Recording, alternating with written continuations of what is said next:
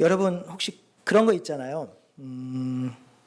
여러분 생애 최고의 설교 또는 삶을 움직였던 설교, 그 세월이 가고 시간이 흘러도 잊혀지지 않는 그런 설교 혹시 있으신가요? 있으세요?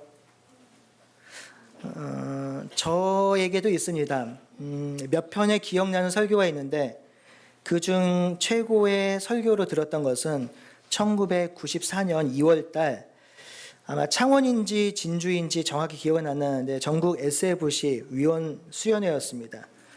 이때 주강사님께서 이세령 목사님이셨는데 이 이세령 목사님께서 에베소서로 강해를 하셨어요. 그러니까 SFC 전국대회 가시면 아시죠? 에베소서 전체를 놓고 몇 시간씩 계속 아침 저녁으로 강해를 하게 되는데 아직도 생생히 기억을 합니다.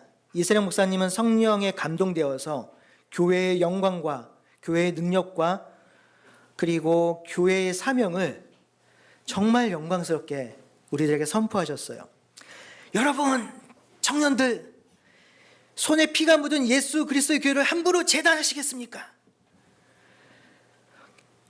이 교회의 영광은 세상을 회복합니다. 이렇게 하셨는데 제가 그 설교를 들으면서 교회를 다시 생각하고 깨닫게 됐고요. 제가 목회자의 길로 들어서는 결정적인 역할을 했던 말씀이기도 합니다.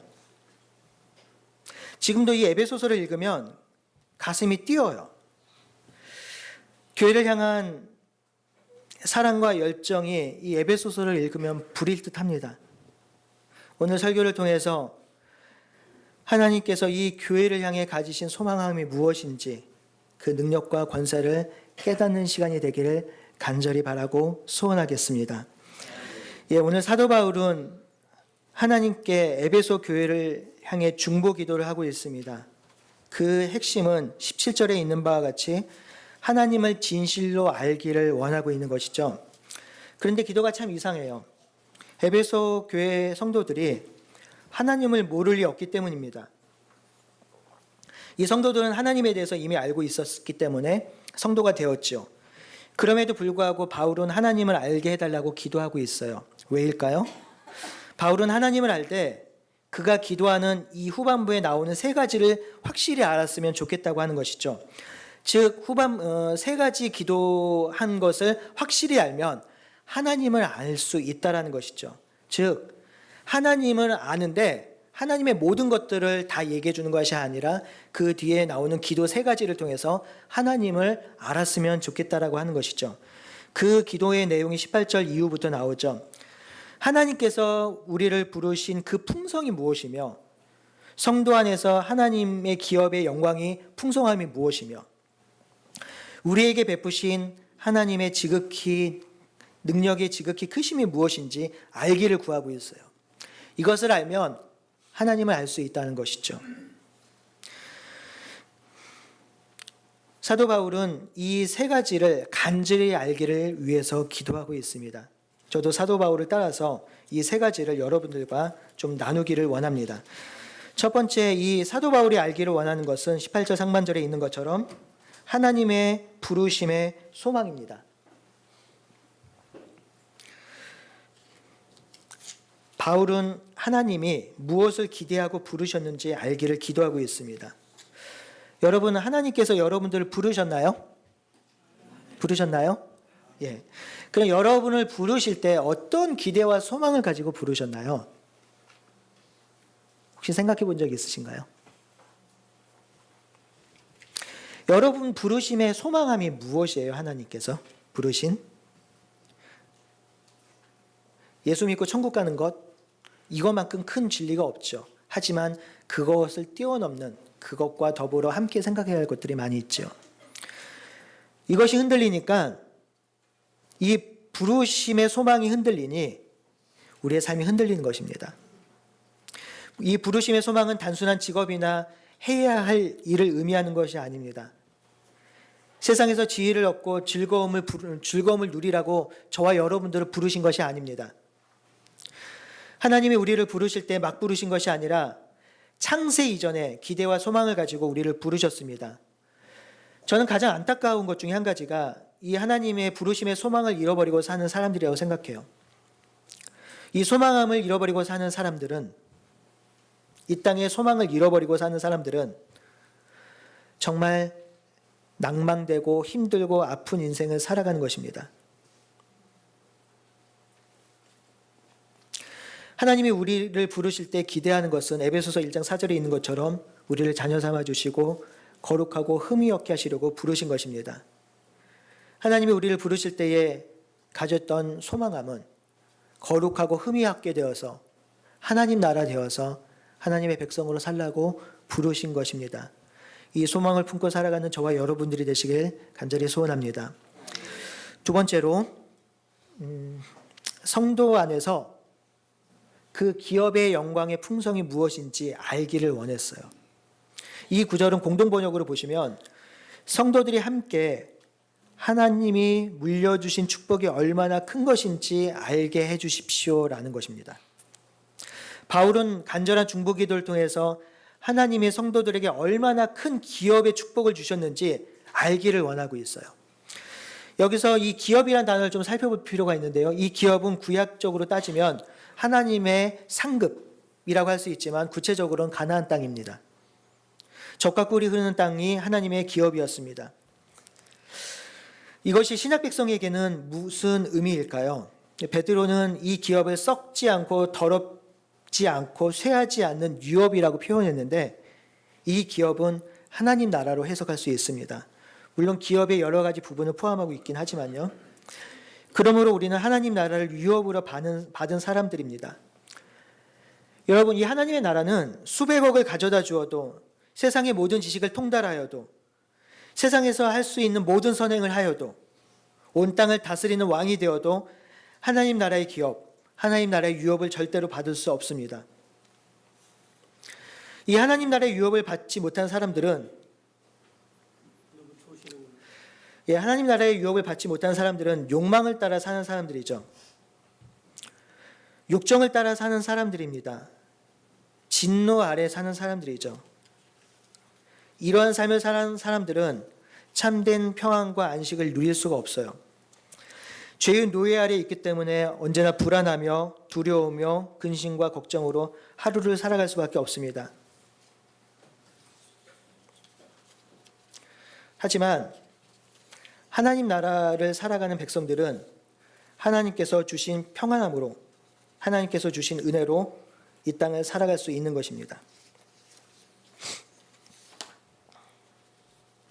그러므로 전혀 다른 삶을 살아갈 수 있는 것이죠. 하나님 나라를 기업으로 받는다는 것은 하나님의 다스림 안에 놓여 있다는 것을 의미합니다. 하나님의 다스림은 우리들에게 참된 평화와 안식을 가져다 줍니다. 삶의 두려움에서 해방될 수 있으며 탐욕으로 남보다 더 잘 살아야지라고 하는 그 불안한 욕망으로부터 풀려나게 되는 것이죠.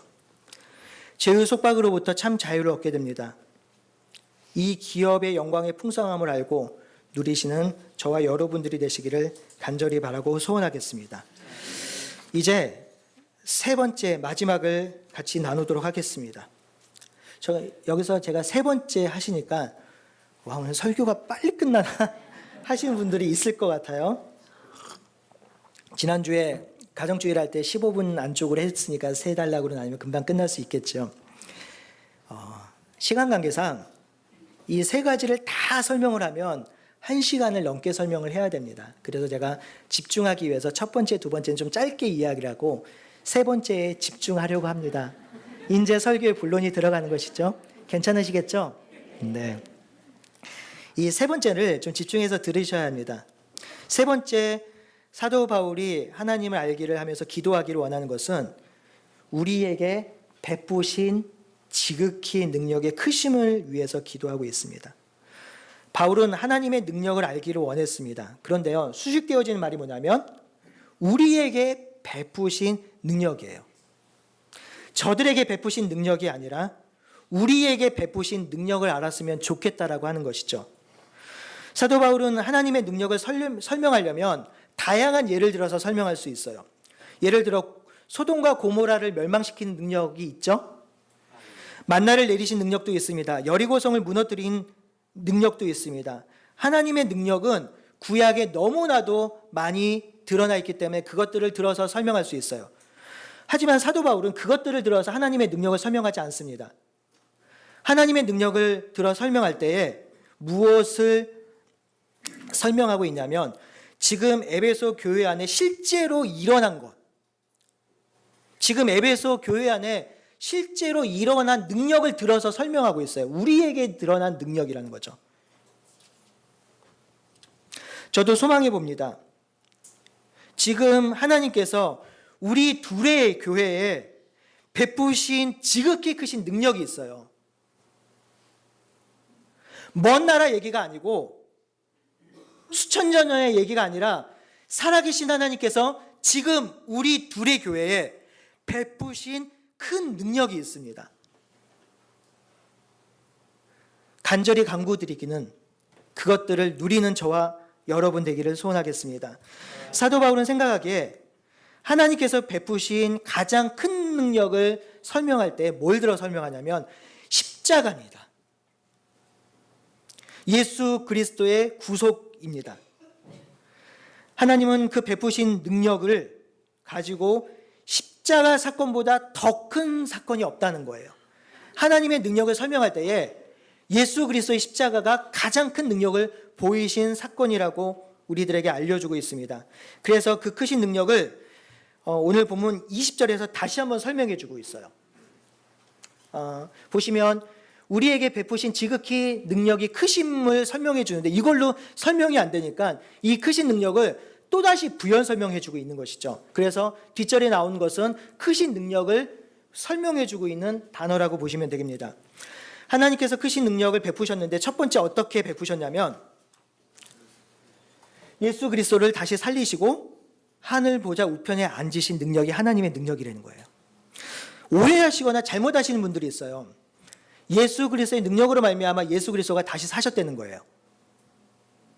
아니에요. 아니고요. 하나님의 능력이 죽은 자 가운데서 예수 그리스도를 다시 살리게 하셨습니다. 이것은 사탄이 가지고 있는 가장 강력한 능력을 무너뜨린 것입니다. 사탄이 가진 가장 강력한 능력이 죽음의 권세였죠. 이 죽음의 권세를 하나님의 아들이신 예수 그리스도를 죽였습니다. 하지만 하나님의 능력이 이 죽음의 권세를 깨뜨리고 예수 그리스도를 다시 살리셨습니다.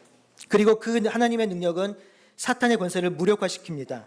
그것이 바로 하나님의 능력인 것이죠. 그리고 그 하나님의 능력이 예수 그리스도를 십자가의 자기 오른편에 앉히신 것입니다. 사실 원래 그 자리는 하나님 자리였어요. 아니, 예수님 자리 맞았습니다. 하지만 사탄은 예수님을 끌어내리셔서 예수님을 십자가에 처형하셨습니다. 이 십자가 처형은 그 당시에 가장 부끄러운 처형이었죠. 나라를 팔아먹은 매국노나 폭동을 일으킨 자에게 또는 아주 악한 도둑에게만 주어진 형벌이었습니다. 죽은 사람의 시체도 시체 대접을 받지 못하는 그런 죽음을 사탄이 예수 그리스도에게 안긴 것이죠. 그러나 하나님께서는 하나님의 능력으로 그 처참한 죽음에서 예수 그리스도를 살리시고 하늘 보좌 우편에 앉히셨습니다. 이게 하나님의 능력입니다. 두 번째로 이 하나님의 능력은 다시 한번 바울이 설명하고 있는데 21절과 22절이죠. 모든 통치와 권세와 능력과 주관과 이 세상뿐만 아니라 오는 세상까지 모든 이름 위에 뛰어나게 하시고 만물을 그 발 아래 복종케 하신 능력입니다. 인간의 범죄로 말미암아 만물이 사탄의 발 아래 놓이게 되었죠. 그래서 온 피조세계가 신음하게 되었습니다. 사탄은 사망 권세를 가지고 온 피조세계와 인간으로 하여금 하나님을 대적하게 만들었습니다. 이에 사탄은 스스로 왕이 되어서 이 땅을 거스립니다. 어느 인간 하나 사탄의 권세 앞에 굴복하지 않는 인간이 없었죠. 하지만 하나님께서는 크신 능력으로 예수 그리스도에게 모든 통치와 능력과 권세와 그리고 이 세상뿐만 아니라 오는 세상의 모든 이름 위에 뛰어나게 하셨습니다. 하나님의 능력으로요. 이거를 좀 더 종합해 보면 하나님의 능력은 예수 그리스도를 땅과 하늘과 육신과 영혼과 이전 세상과 지금 세상과 오는 모든 세상을 총망라해서 그 이름 위에 이 땅의 어떤 권세보다도, 어떤 능력보다도, 어떤 힘보다도 모든 것에 뛰어나게 하신 분이 누구시라고요? 하나님께서 하신 능력입니다. 그리고 이 땅의 만물을 그 예수 그리스도 앞에 복종케 하셨습니다. 하나님의 크신 능력으로 말미암아 예수 그리스도 앞에 복종케 되어진 만물, 이 만물을 예수 그리스도가 다스리게 된 것이죠. 하나님의 크신 능력으로 예수 그리스도는 이 땅을 왕으로 세우셨고, 그리고 하나님의 능력으로 예수 그리스도는 이 땅을 회복하십니다. 성도 여러분, 하나님의 능력을 드러내는 가장 강력한 사건은요, 오병이어 사건이 아니에요. 만나와 메추라기를 내리는 사건이 아니에요. 가장 강력한 사건, 크신 사건은 바로 예수 그리스도를 구속하셔서 예수 그리스도를 하늘 보좌 우편에 앉히시고 예수 그리스도에게 만물을 다스리는 권세를 부여하신 능력이 바로 하나님의 가장 크신 능력인 겁니다. 그래서 우리가 예수 그리스도를 묵상하고 예수 그리스도를 생각하면 하나님의 능력을 볼 수 있는 것입니다. 그리스도의 십자가 사건을 묵상하면 그리스도를 일으키신 하나님의 권세를 볼 수 있는 거예요. 근데 한 가지 더 집중해서 볼 것은 이것입니다. 제가 세 번째 얘기를 하면서 우리에게 베푸신 능력이 얼마나 큰지를 이야기하고 있다고 했죠. 뭐라고요? 시작. 우리에게 베푸신 큰 능력. 그럼 이 도대체 예수 그리스도의 이 십자가 사건이 에베소 성도들하고 어떻게 연관이 되냐고요. 그게 왜 우리에게 베푸신 능력이 되냐고요. 사도 바울은 그래서 세 번째를 다시 한번 설명해 주고 있습니다. 세 번째가 뭐냐면 읽어보겠습니다. 만물의 예수 그리스도를 그리스도의 머리로 삼으신 거예요. 여러분, 하나님의 능력으로 예수 그리스도는 교회의 머리가 되셨습니다. 그러므로 교회는 그의 몸이 된 것이죠. 이것이 하나님의 능력으로 일어난 실제 사건이에요. 그리스도가 교회의 머리가 되심으로 교회는 그의 몸이 되었습니다. 머리와 몸은 하나인 거죠. 그러므로 그리스도에 드러난 하나님의 능력이 교회를 통해서, 몸된 교회를 통해서 지금 어디에 드러나고 있다고요? 에베소 교회 안에 현존하고 있는 거예요. 이게 연결적인 사건입니다. 하나님께서 드러난 하나님의 능력이 어디에 드러나셨다고요? 십자가 사건에 드러났다고 얘기를 하고 있죠. 이 십자가 사건이 예수 그리스도인데 예수 그리스도가 교회의 머리가 되시니 그 머리를 모신 교회는 그리스도와 연합됨으로 말미암아 하나님의 크신 능력이 교회 안에 내재되게 된 것이죠. 이게 지금 현재 에베소 교회 안에 일어난 실화입니다. 요즘 그런 얘기하죠. 실화냐? 이게 실화예요. 이게 실화. 실제라는 거죠. 실제 일어난 사건입니다. 사도 바울이 하나님의 크신 능력을 알기를 원했을 때 가장 확실히 원했던 것이 바로 이것입니다. 하나님의 능력이 그리스도 안에 드러났고 그리스도가 교회의 머리가 되심으로, 머리가 되신 교회는 교회의 몸된 교회는 그리스도의 능력과 함께하는 것입니다. 사도 바울이 이 말을 하고서 여기서 펜을 놓을 수가 없었어요. 사도 바울은 한 걸음 더 나갑니다.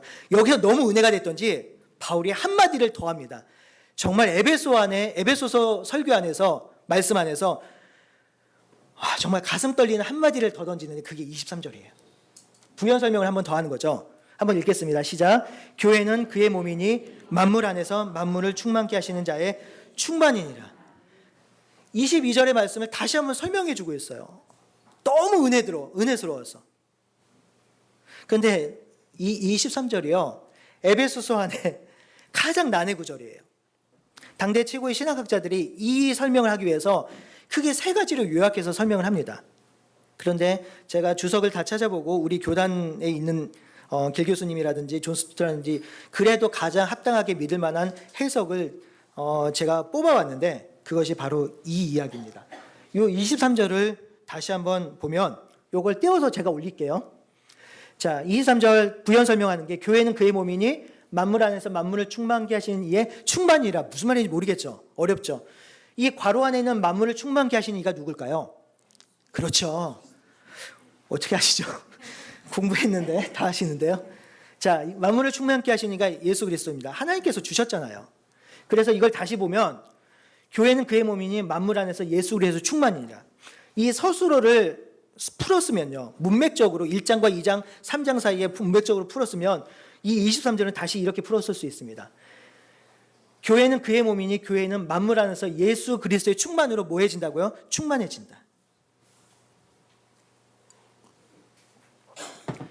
이거예요. 교회의 정체성은 만물 안에서 예수 그리스도의 충만으로 충만해지는 것입니다. 이게 교회의 정체성입니다. 결국 이거를 바울이 그토록 원했던 게 이거죠. 하나님의 크신 능력은 그리스도 안에서 드러났고 교회의 머리가 되신 그리스도는 교회를 충만케 하며 교회는 그리스도의 충만으로 세상을 충만케 한다는 게 사도 바울이 그토록 간절히 원했던 것입니다. 여러분, 이게 교회의 정체성이에요.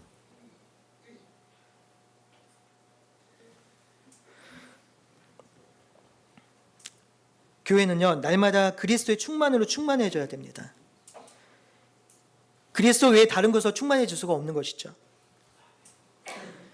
그리고 그리스도의 충만으로 나아가야 됩니다. 그러므로 그리스도의 충만화된 교회는 그리스도의 성장, 그리스도의 장성화 분량까지 에베소서 4장에서 그래서 연결되어지는데 4장에 그리스도의 장성화 분량까지 자라가려고 한 이유가 여기에 있는 것이죠. 이러한 교회는 만물을 충만케 합니다. 교회는 이 땅에 하나님의 영광과 위엄을 드러내고 이 땅에 이 세상에 하나님의 다스림을 충만케 하는 것입니다. 성도 여러분, 제가 중요하기 때문에 다시 한번 정리하겠습니다. 하나님께서 그 크신 능력을 가장 잘 드러내 보이신 것이 어디다고요? 예수 그리스도 십자가 사건, 구속 사건입니다. 하나님은 그 크신 능력을 그리스도 안에 드러내셨고 그 그리스도는 충만케 되어진 그리스도는 만물을 회복하는 그리스도는 만물을 굴복하게 한 그리스도는 어디에 머리가 되셨다고요? 교회의 머리가 되셨습니다.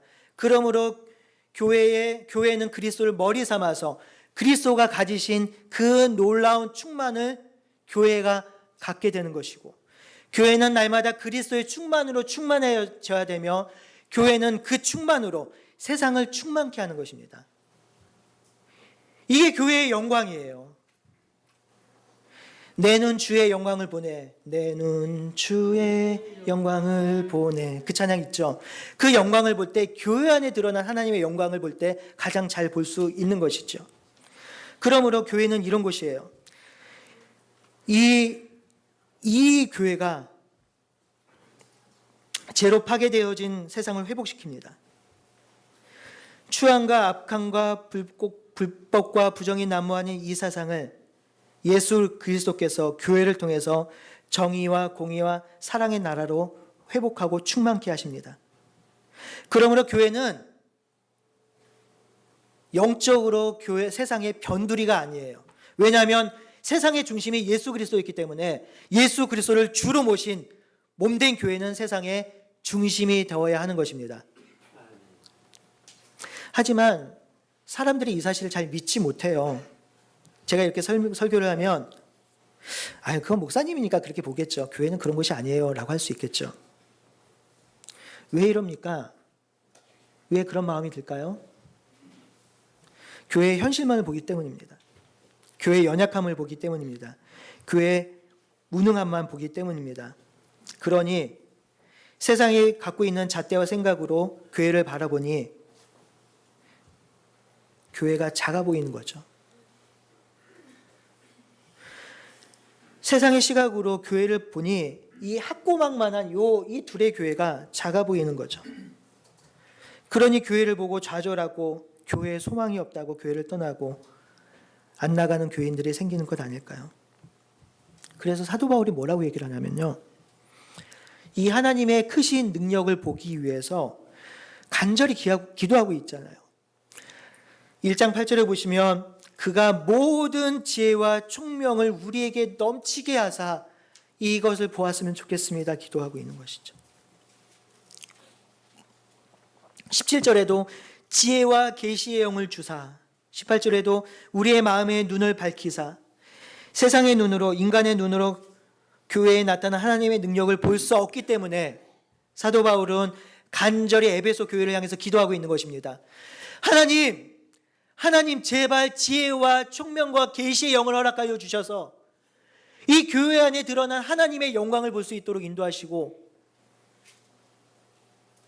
이 교회가 세상을 충만케 하는 놀라운 주의 역사가 일어날 수 있도록 인도해 주십시오라고 간절히 기도하고 있는 것입니다. 여러분, 사도 바울이 지금 이거 할 때가 아니에요. 3장에 보시면 사도 바울이 갇힌 바 되었는데 실제로 갇혔습니다. 감옥에 갇혀서 그 차디찬 바닥에서 자기 미래 노후나 걱정해야 될 때입니다. 교회는 어떻고요? 에베소 교회가 문제가 있었죠. 이방인과 유대인이 하나가 되지 못하여서 분열되어진 교회를 바라보면서 사도 바울이 그 차가운 감옥 바닥에 무릎 꿇고서 유일하게 했던 기도가 바로 이거예요. 하나님, 지혜와 계시의 영을 허락하여 주셔서 지금 현재 에베소 교회에 임하신 하나님의 크신 능력을 그들이 좀 알았으면 좋겠습니다. 알았으면 좋겠습니다. 그러면 그들이 그러지 않을 텐데요.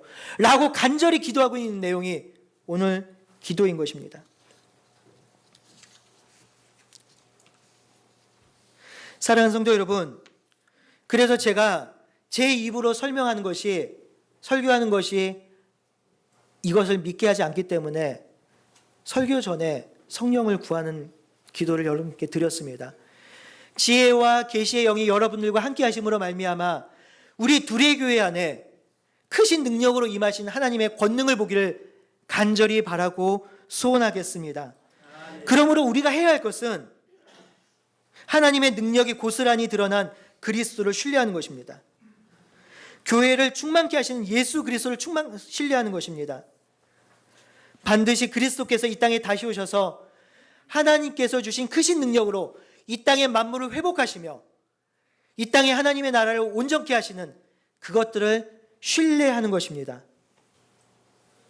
이 사실을 온전케 믿는 성도들은 더 이상 낭망하지 않아요. 그러니 낭망하지 않기를 소원합니다. 그리스도의 능력이 드러난 예수 그리스도께서, 하나님의 능력이 드러난 예수 그리스도께서 교회를 충만케 하시며 우리를 인도하실 것입니다. 여러분, 너무 감격스럽지 않나요? 원래 제가 오늘 설교할 본문은 에베소서 1장 3절부터 14절이었습니다. 삼위 하나님에 드러난 구원의 역사를 설교하고 싶었어요. 그런데 지난주 금요일 날 새벽 설교를 하는데 이 본문이었거든요. 제 목소리가 조금 커지고 마음이 좀 불일듯해지더라고요. 원래 새벽에 잘 그렇지 않아요. 들으신 분들도 약간 비몽사몽이고 설교하는 사람도 그 온전한 정신으로 그 자리에 집중하기 어렵습니다. 그래서 잠을 깨워주셔서 뭐 이러기도 하는데, 근데 그날은 다르더라고요. 그러면서 제 가슴에 교회를 향한 마음이 뛰더라고요. 교회를 통해서 만물을 충만케 하시고 회복해 하시겠다는 하나님의 능력을 이야기하고 나니 가만히 있을 수 없더라고요. 그래서 제가 심각하게 고민을 했죠. 한 주 전에 묵상했던 1장 앞을 설교할 것인가 뒤쪽에 할 것인가 고민하다가 어떤 분하고 이제 잠깐 얘기를 했는데 그분이 뒤쪽이 낫겠는데요 라는 얘기도 하고, 그리고 도저히 제 마음이 진정이 안 돼서 이 본문으로 설교를 준비했습니다. 저는요, 지금도 이 에베소서를 보면 가슴이 뛰어요. 이 에베소서에 드러난 교회의 영광을 보면 어떻게 할지를 모르겠어요. 이 에베소서 설교하는 그 목사님의 음성이 떠나질 않아요. 에베소 교회를 향해서 기도하는 사도 바울의 마음이 이토록 간절하게 저에게 와닿을 줄 몰랐어요. 목회자나 사역자들이 가장 힘들 때가 언제냐면 상처받고 실망될 때가 아니라 이 교회의 영광을 잃어버릴 때예요. 교회의 소망을 잃어버리면 사역하기가 정말 힘들지요. 하지만 하나님께서는 크신 능력으로 예수 그리스도를 살리셨고 이 땅의 모든 권세를 그리스도에게 주셨으며 복종케 하셨으며 그 만물을 다스리는 예수 그리스도께서 교회의 머리가 되셨어요. 우리는 그의 몸이 되었고요. 우리가 어찌 교회를 함부로 이야기하며 함부로 판단하며 인간의 생각으로 재단할 수 있겠습니까? 이 교회의 영광을 보면. 부디 우리는 평범한 인간이고 연약한 인간일 뿐이야. 그저 그렇게 살아가는 이리 치이고 저리 치는 소시민일 뿐이지 라는 생각 버리기를 간절히 소원합니다. 그런 생각은 그리스도 안에 드러난 하나님의 능력을 무시하는 행위입니다. 그리스도는 교회를 세우시고 우리 둘의 교회를 통해서 만물을 충만케 하신다고 약속하셨습니다. 그러므로 우리 교회는 예수님께서 하신 그 능력으로 예수님의 본을 따라 살아가야 하는 것입니다. 우리 한번 옆 사람을 볼까요? 여기서 지체됨이 필요한데 우리 한번 고백해 봅시다. 우리는 그리스도의 몸입니다. 우리를 통해 만물을 회복하실 것입니다. 믿으십니까? 못 믿으시면 지혜와 계시의 영을 달라고 기도하십시오. 이 말에 함께할 수 없다면 지혜와 계시의 영을 달라고 기도하세요. 성도 여러분, 거듭 강조합니다. 우리는 힘없고 소망 없는 존재가 아닙니다. 우리 교회는, 이 땅의 교회는 그렇게 힘없는 교회가 아닙니다. 하나님이 우리를 구원해 주셔서 우리를 성도로 삼는 순간 우리는 그리스도의 몸이 된 것입니다.